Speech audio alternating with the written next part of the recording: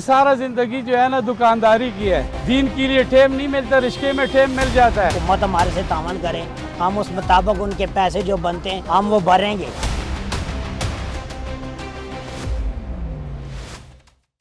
अस्सलाम वालेकुम नाज़रीन, नरमिस आउटडोर्स में आज हम एक ऐसे किरदार की ज़िंदगी में झांकने जा रहे हैं जो हमारे रोज़मर्रा के सफ़र का एक लाजमी हिस्सा है। क्या आपने कभी सोचा है कि रिक्शे वाले दिन रात मेहनत करके हमें एक जगह से दूसरी जगह पहुंचाते हैं, लेकिन ख़ुद किन मुश्किलात का सामना करते हैं, आज जानेंगे उन्हीं की ज़ुबानी।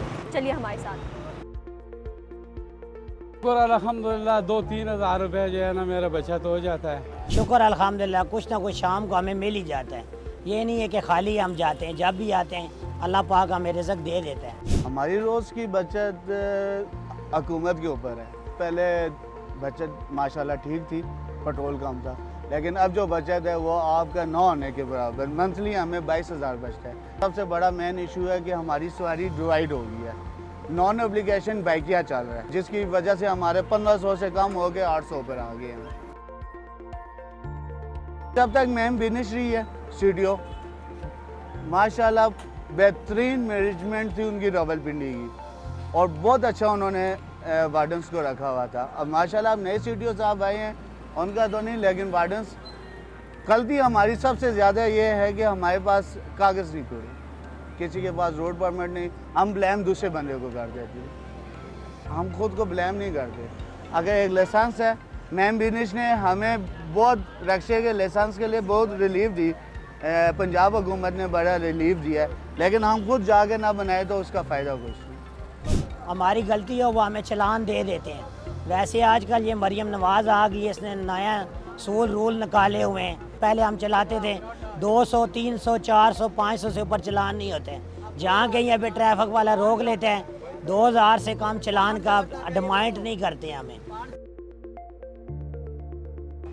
अवाम का रवैया उनके मूड के ऊपर, उनके घर के हालात के ऊपर होता है। जिस तरह कोई अपनी बेगम से लड़ के नहीं आएगा वो हमारे साथ सही रहेगा। नहीं, शुक्र है अल्हम्दुलिल्लाह, बस मुसाफिर ठीक हैं। बस कोई एक आधा बीच में ऐसा आ ही जाता है, आपको तो पता होगा, बीच में कोई ना कोई 100 में से 1% जो उनसे है ना बीच में होता है इस तरह से, जिनका रवैया अच्छा नहीं होता। सारा जिंदगी जो है ना दुकानदारी की है, लेकिन दुकानदारी के साथ दीन का काम ज़्यादा नहीं हो सकता है, उसमें टेम नहीं होता। दुकान कहते हैं मुझे सुबह खोलो, रात 10 बजे बंद कर लो। दीन के लिए टेम नहीं मिलता, रिश्ते में टेम मिल जाता है। जिस वक्त मर्जी निकालो, जिस वक्त मर्जी है घर जाके खड़ा कर लो। इसी में से रोज़े के लिए भी चले जाते हैं, मरकज़ में भी चले जाते हैं। स्टॉप पे हमें खड़ा होने दे, क्योंकि हर जगह पे नो पार्किंग का बोर्ड लगे होते हैं। जिधर भी खड़े होते हैं तो कहते हैं नो पार्किंग, इधर से ले जाओ रिक्शा। साथ हमारा सबसे बड़ा इशू है कि पंजाब में इंतज़ामिया को से रिक्वेस्ट है कि हमें पार्किंग दी जाए, कहीं स्टैंड बना दिए जाए रिक्शों के, जैसा कैंट सेक्टर है या कुछ भी है।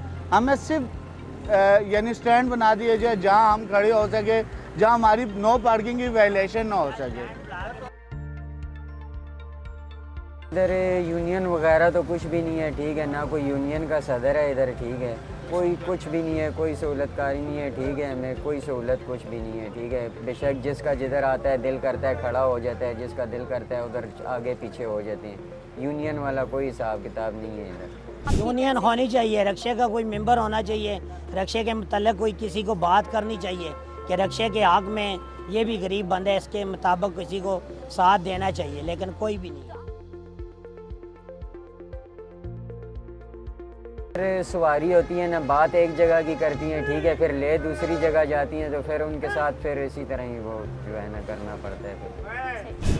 आज की इस गुफ्तगू में हमने रिक्शा ड्राइवरों के मसाइल जाने और हुकूमत से उनकी क्या उम्मीदें हैं इस पर भी बात की। आपको आज की ये एपिसोड कैसी लगी कमेंट सेक्शन में ज़रूर बताएं, और नरमिस आउटडोर्स में आप आगे किसकी कहानी सुनना पसंद करेंगे ये भी बताइएगा। बहुत शुक्रिया।